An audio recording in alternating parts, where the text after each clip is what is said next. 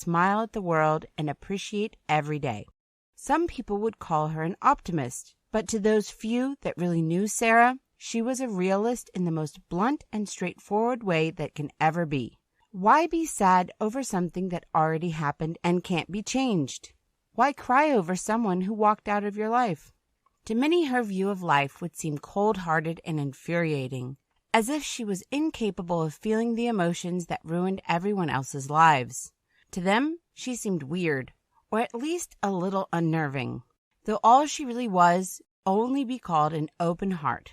Sarah never closed herself to new acquaintances or friends she could meet in her life, so she was a very sweet and kind-hearted person. She could easily help a stranger or try to make a child smile for no reason, all because she felt there was too much sadness in the world and too many people forgot what it really meant to be alive and healthy, capable of seeing the beauty of everything around.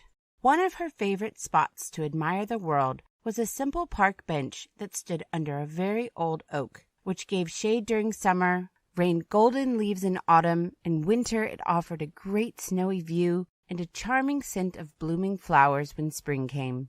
Whatever the weather may be, this place was always bringing a smile to Sarah's face.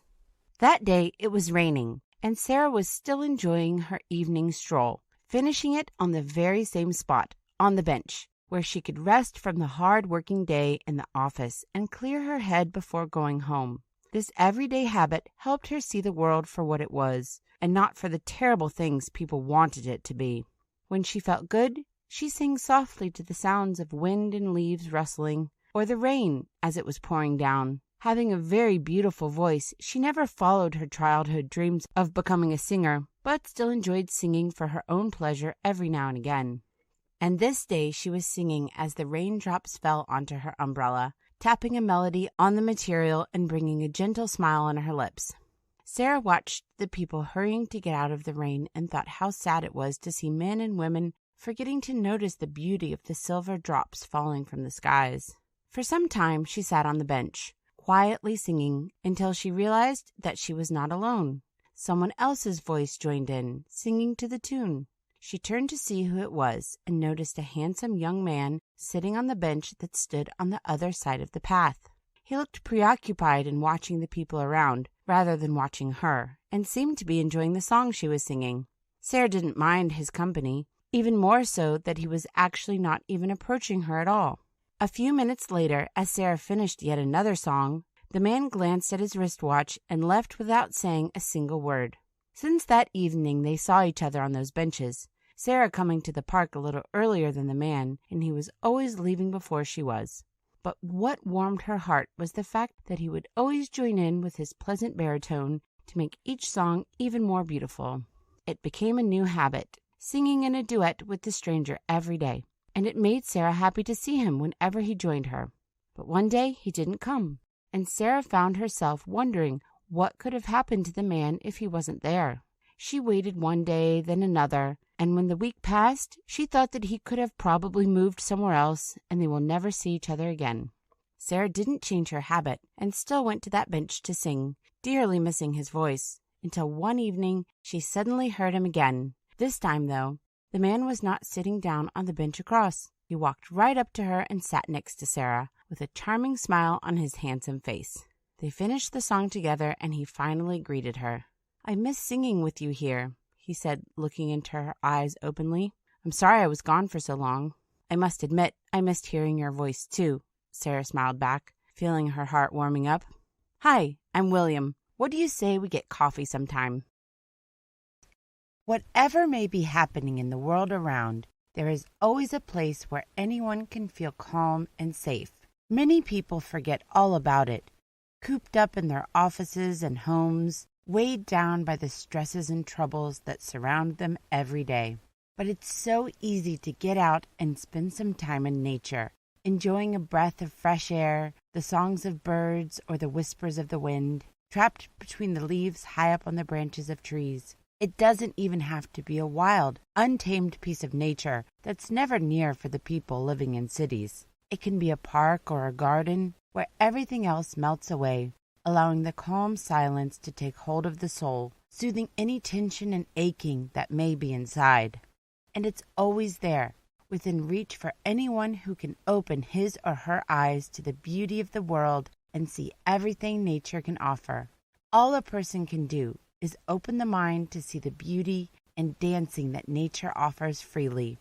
Perhaps it's the only meditative thing that is accessible to anyone who really wants it, and it's absolutely free to watch the clouds floating by on the skies, the birds flying about their business and singing when they want.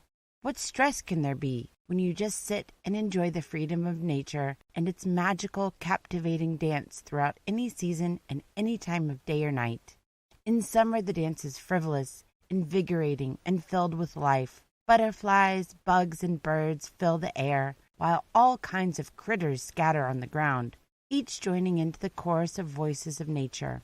In autumn, the dance is joined by the beautiful swirling of leaves falling down to cover the soil in a warm blanket, getting ready for the cold that will inevitably come and turn the ground and everything around white, frozen, and still.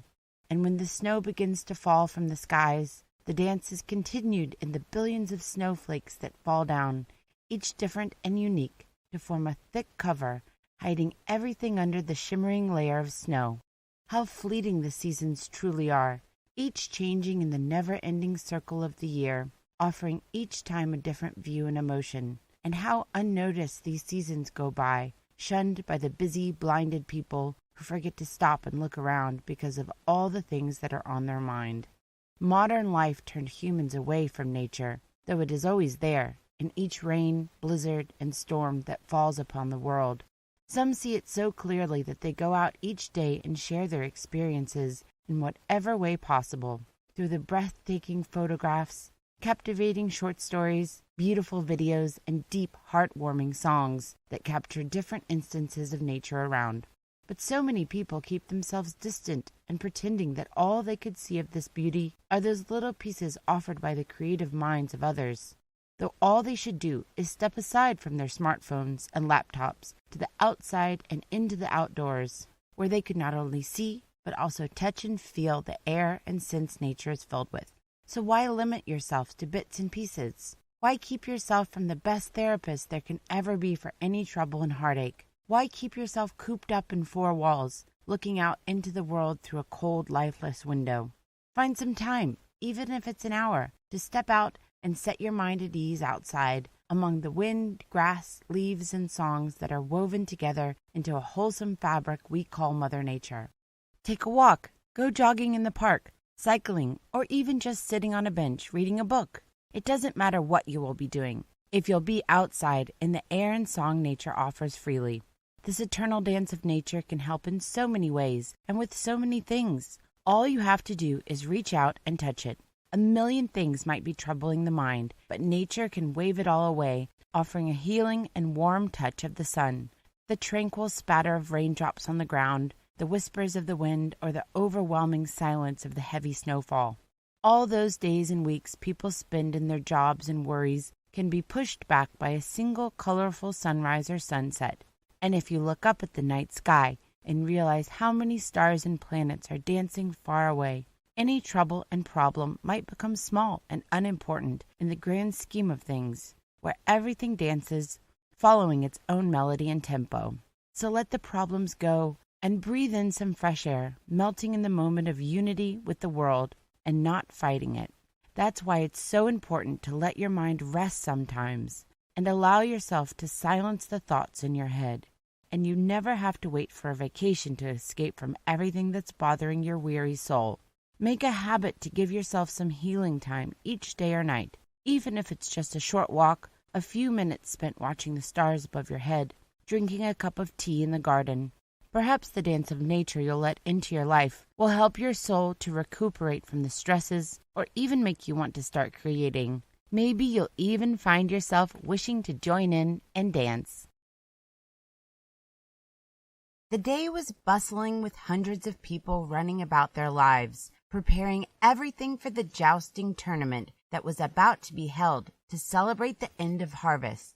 Elia watched men and women setting up tents and vendor stalls, filling the field with a chorus of voices. The young elf smiled under his hood, realizing how much fun the evening celebrations can be with such an abundance of food and drinks. Someone almost hit him, but the nimble elf swiftly stepped aside, letting a bulky man pass with his heavy load of crates, filled to the brim with various goods. Being a bard, Elijah loved to visit other cities, and especially so during feasts, festivals, and jousting tournaments. He never stopped in one place for too long, finding the excitement of the road ahead more invigorating than the sad existence of a bard stuck in one place under the employ of some rich lord or lady. The elf headed towards the jousting ground, already knowing how much fun he would have and how many new songs he would be able to write when the jousting had concluded. But before the tournament was due to start, Elijah had to check the seats and grounds for a perfect place to see everything. He always searched for a good seat or corner, where he would see the festivities among the people, though. He was an elf. He wasn't very tall, and this was more of a bother in his life. Firstly, he was never taken seriously, as he looked much younger than he was, and secondly,